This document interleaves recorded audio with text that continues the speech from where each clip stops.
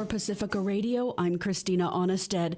The U.S., France, and other allies are calling for an immediate 21-day ceasefire between Israel and Hezbollah in Lebanon as fears grow escalating violence could become an all-out regional war. But Israel's Prime Minister Benjamin Netanyahu appears to be downplaying those calls. In a statement released as he was headed to the U.S., where he'll speak before the United Nations General Assembly tomorrow, his office said there was only a proposal on the table and that he had not yet responded to it. The statement also denied there's been any directive to ease up on fighting in the northern border with Lebanon, where Israel has sent reserve troops. Israeli strikes into Lebanon have killed more than 630 people since Monday, including 72 Wednesday. Among the targets, an apartment building in Lebanon's capital, Beirut. More than 2,000 Lebanese have been wounded. The intensifying conflict was a topic at the United Nations Security Council meeting Wednesday. Christopher Martinez reports. UN Secretary General Antonio Guterres told the Council Monday was the deadliest day in Lebanon in a generation. Madam President, Excellencies, hell is breaking loose in Lebanon. As I told the General Assembly yesterday, we should all be alarmed by the escalation. Lebanon is at the brink.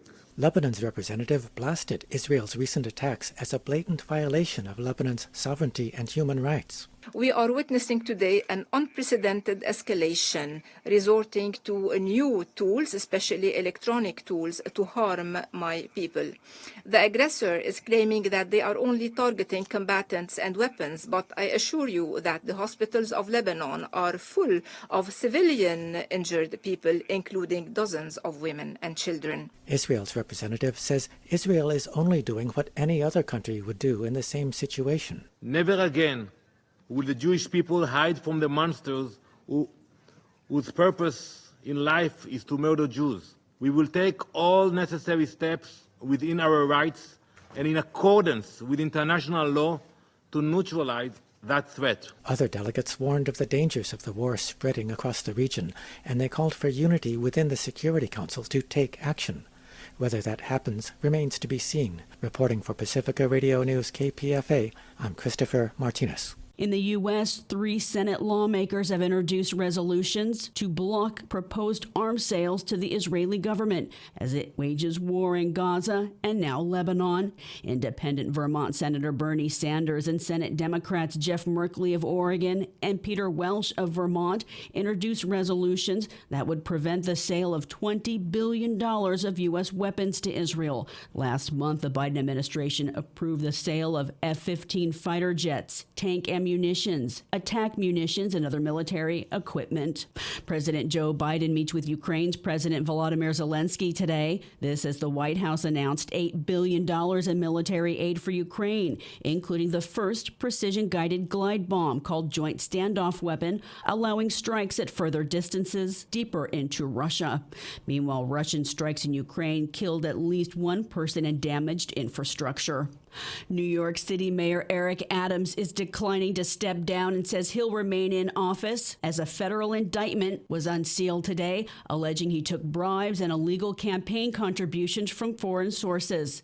Prosecutors allege Adams solicited and demanded bribes, including free and heavily discounted luxury travel benefits from a Turkish official, saying the official was seeking Adams' help related to regulations of the Turkish consulate in Manhattan. FBI agents seized Adams' phone earlier this morning, hours before the indictment was made public. He's vowed to fight any charges. Georgia's Republican Secretary of State and Attorney General are now opposing a state election board new rule that requires ballots be counted by hand.